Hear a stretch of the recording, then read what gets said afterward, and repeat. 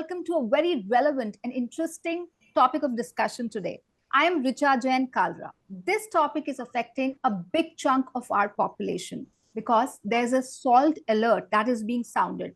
As you would be surprised to know that on an average, every Indian is consuming more salt than required.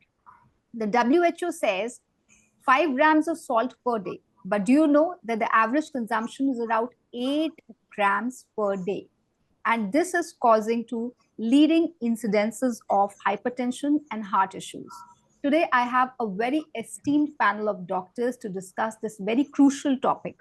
Salt alert, Indians consuming 3% more than recommended. Tips to reduce the intake. I would like to welcome our honorable doctors. I have with me Dr. Jabir Abdullah Kutti, Senior Consultant Cardiologist, Director of Clinical Research, Lizzie Heart Institute, Cochin.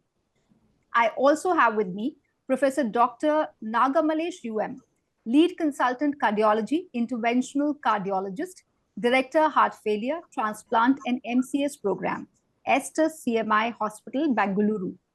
And I also have on the panel Dr. S. Manoj, Senior Consultant and Interventional Cardiologist, Kaveri Hospital, Chennai. A very warm welcome to you, doctors, on the show. Morning. Thank you.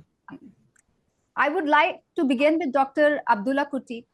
How much sodium one should consume each day, doctor, to stay healthy? Look, sodium is an important molecule for our body functions, normal physiological functions. But for that thing, we require only around 500 milligrams, that is 0.5 gram of salt a day. But if you look at the average salt consumption across the world, it's close to 10 grams a day. And Indian data, ICMR research, they showed that it's around 8 grams per day. So that means we are taking almost 10 times of the amount which is required for normal physiological functions of the body. And the WHO cutoff or WHO recommendation is less than 5 grams of salt. That means 2 grams of sodium a day. But it is needed only in a small amount. We are right now consuming more of the salt. We have to cut down it to less than 5 grams a day. Absolutely. So I would like to come to Dr. Nagamalesh. Like it is being said, salt is poison if taken in excess. So that means we are taking a lot of hidden salt unconsciously. And why should one be concerned about this hidden salt? See, this hidden salt is the one which you would not expect it in the food. You think that the salt is not there, but you'll be consuming a lot of salt when you eat this. Especially you see this in packed food. Some of the chips, snacks, and dessert. You're surprised to have very, very high amount of salt that, if you eat one packet of this snacks, probably you'll be eating 3 days of your regular food, what you consume salt. And even the bowl of cereals sometimes contain more salt than your daily whole day intake. So we have to be careful about hidden salt. And what is required is when you're consuming any food, especially packed food, please read the label and see what is the sodium content, and then only you consume. So high sodium content, without your knowledge, it can go. You think that salt is not there, but you're consuming very high amount of salt. Right. Dr. Manoj, how can one cut down on the levels of sodium in packaged foods? I think we have understood that salt is a very important ingredient in the human diet. At the same time, excess quantity of salt causes consequences of various diseases and disorders like high blood pressure, heart failure, heart attack, and also affects the overall general health. So it's quite vital to look at what you consume in your day-to-day practice. Look at the salt content in your diet. If you're buying tinned or packaged foods, look at the nutritional facts check and try to look at the food contents with less added salt or reduced salt or sodium. And probably you can have a guide of less than 150 milligram per each serving as a fundamental check to see whether there is an excess quantity in each serving. It's also good to and encouraged to prepare your own food at home. And food cooked at home is always the salt added to the food is under your check. And if you have a cook at home, as much as you say and check the nutritional label, you could guide the cook to have a less salt added every time in each of the dishes that is prepared. If you're eating outside in a hotel, just as much as you give the menu of your choices, you can also direct the chef to have reduced salt in your portion that is being cooked for you. So there are various measures by which you can keep a check on the salt and make it very healthy as well as delicious to eat and have a control on what you take in your diet. I think some very valuable tips you've given here. Next, Dr. Javeer, what are some high sodium common foods that one should ideally avoid?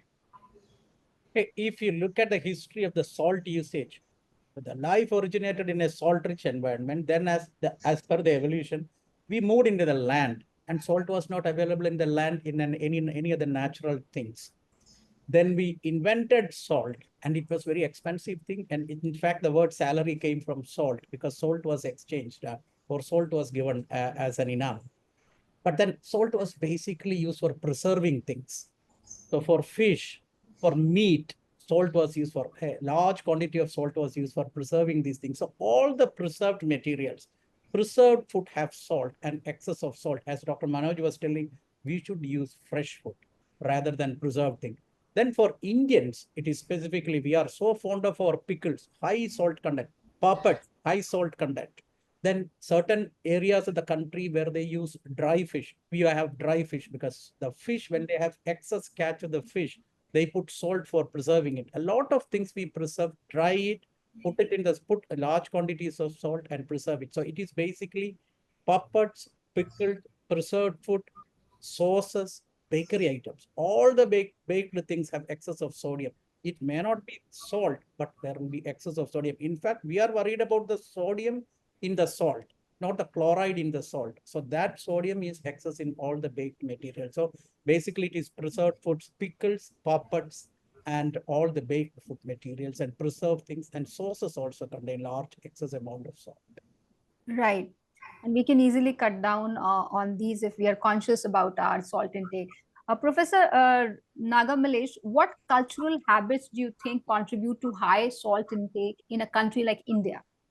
I think Javier was just telling me about the same thing, and the pickle and puppet and this meat preservation, all this has got very high amount of sodium basically, and also the street food basically.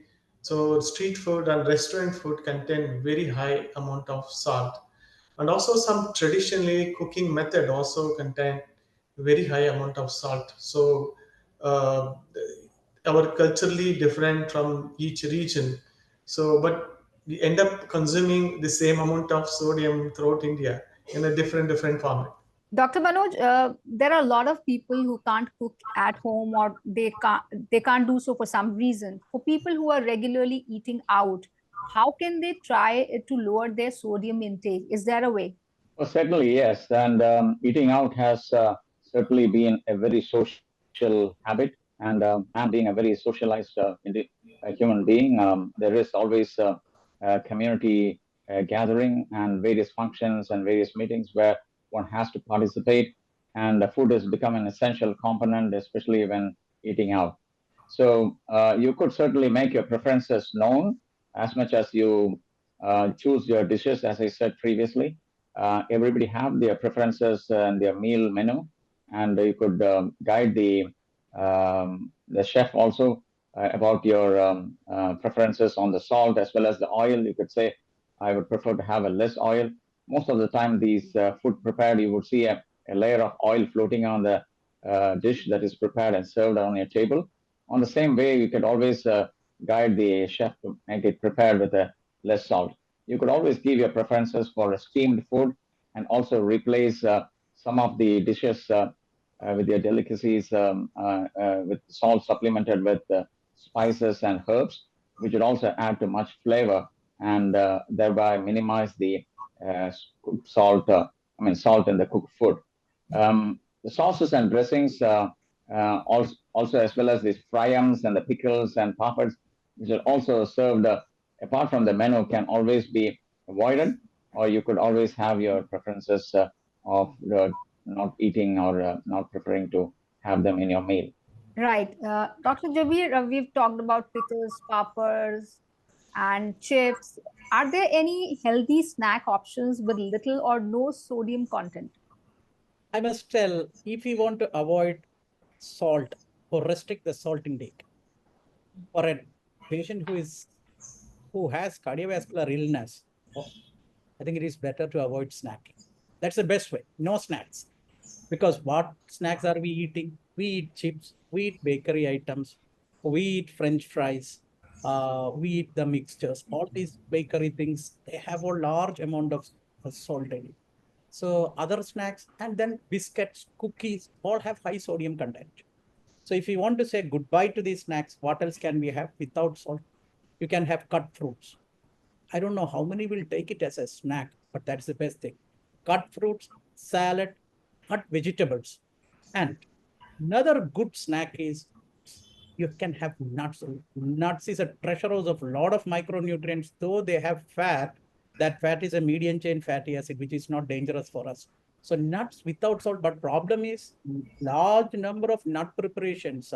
They are all mixed with salt and huge amount of salt. But if you use a walnut, almond, a fresh almond without salt, for that matter, cashew nut, peanuts, we have wide variety of nuts, we have wide variety of vegetables, we have wide variety of fruits. You can use it as a snack, but the problem is you should take away the table salt. Every hotel, every restaurant, they'll keep the table salt, and even people start putting salt and sprinkle the salt on the fruits even. So that table salt culture should be changed. You should not keep the salt on the table. And every food item, snacks should have a label on it. For example, Sri Lanka, they have put a label, high salt content, low salt content, medium salt content. And this is the only way to do it. I think that's a very relevant suggestion. If we were to talk about salt substitutes, would you recommend anything, Professor Nagamalesh, best salt substitutes that one can use in cooking? So best thing is to, just like what Dr. Jabir said, to avoid snack or reduce salt. Just like that, first you reduce your salt. Okay, so if you start eating less salt in 1 month or 2 months, you cannot eat more salt. Okay, this is the thing. Your tongue get used to that. Actually, if you start eating high salt, you feel like eating more and more.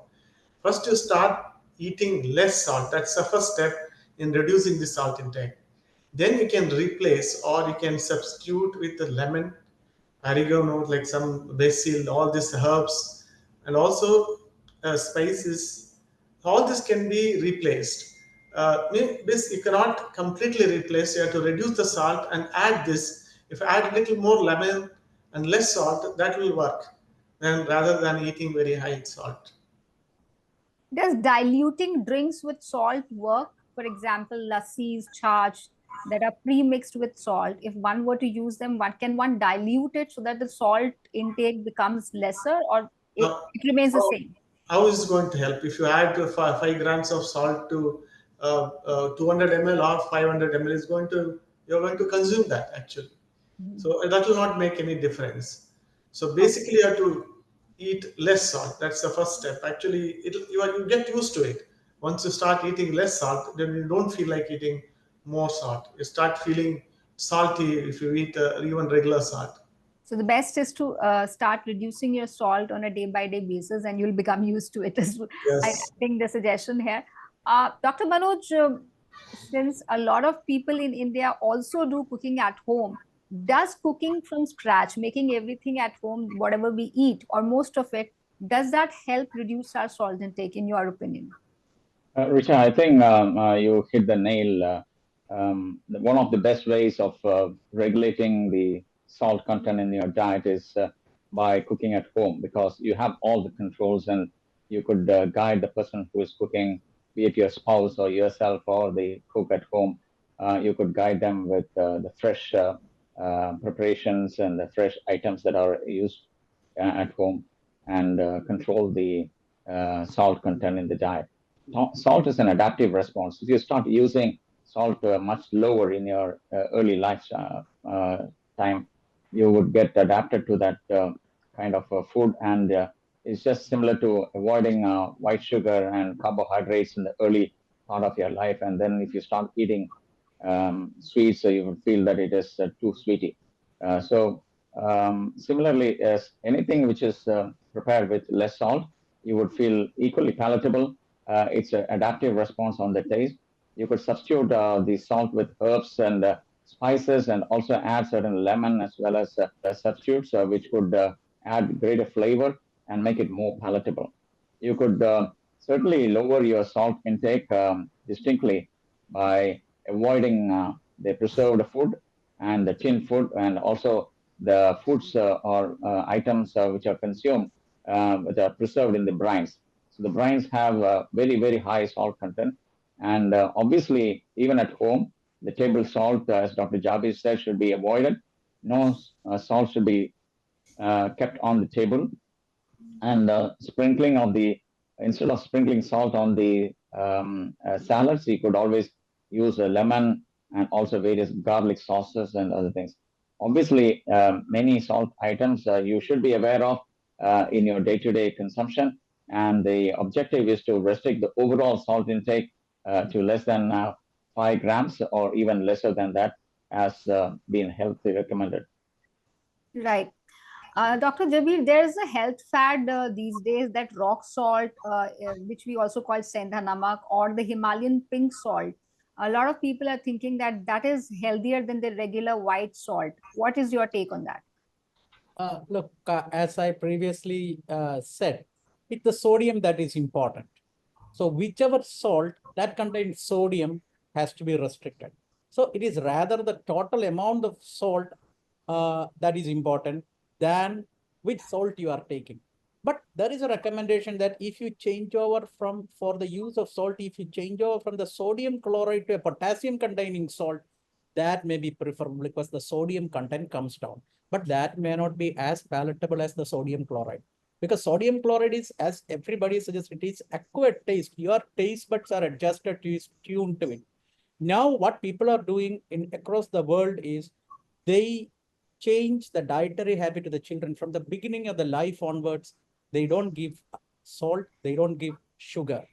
And then these children, and when they grow up, they cannot tolerate salt or sugar because it's an acquired culture. So it is not the type of salt that is important, it is the amount of salt that is important.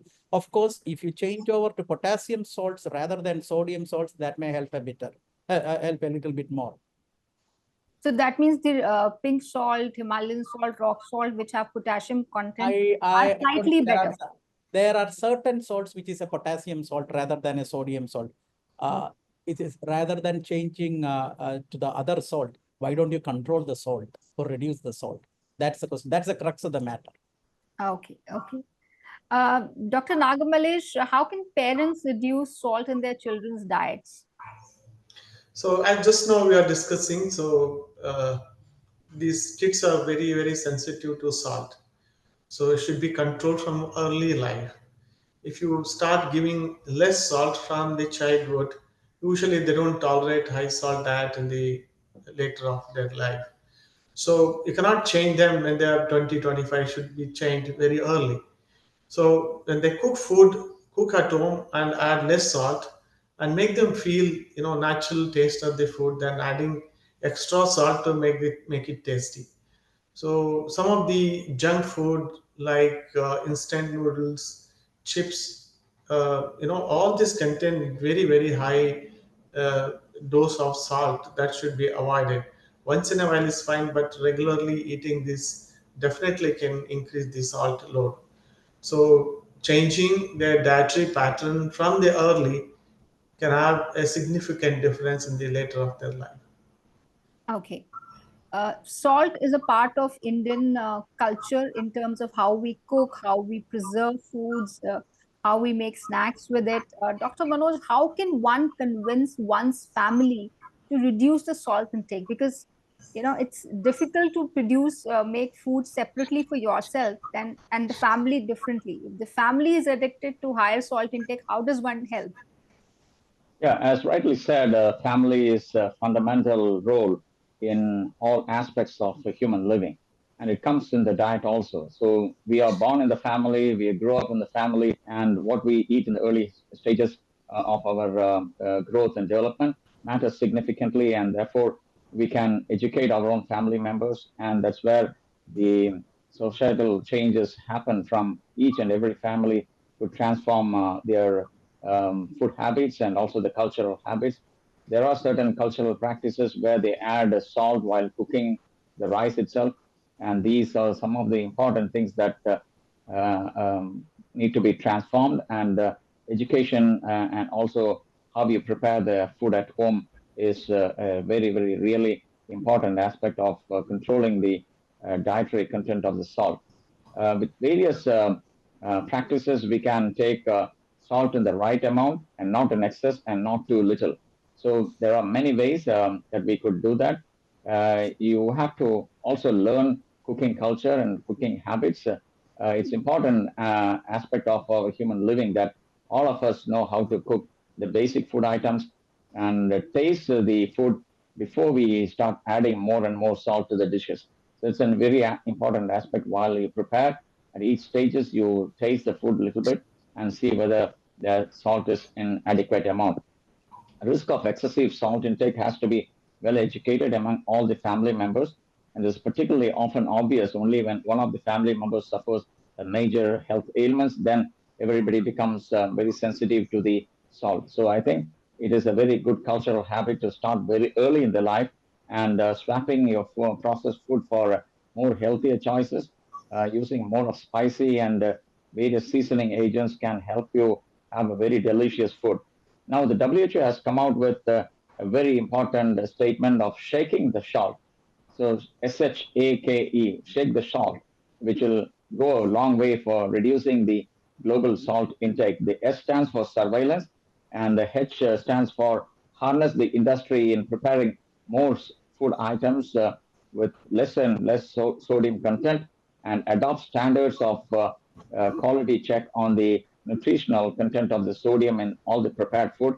And K stands for the knowledge sharing with every members in the society and also family, how the sodium is important, as well as in higher quantity, it is a poison, as Dr. Chabi initially said.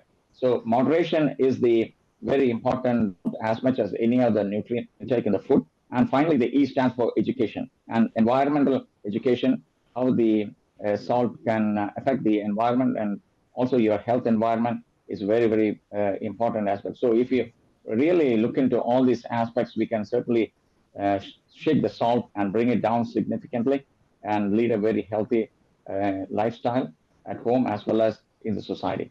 Thank you so much, doctors, for a wonderful discussion. I have had a lot of takeaways, and I'm sure our audience would have definitely gained a lot of knowledge about cutting their salt intake, the importance of it, the importance of taking low sodium, how to reduce salt in our daily cooking, our daily usage.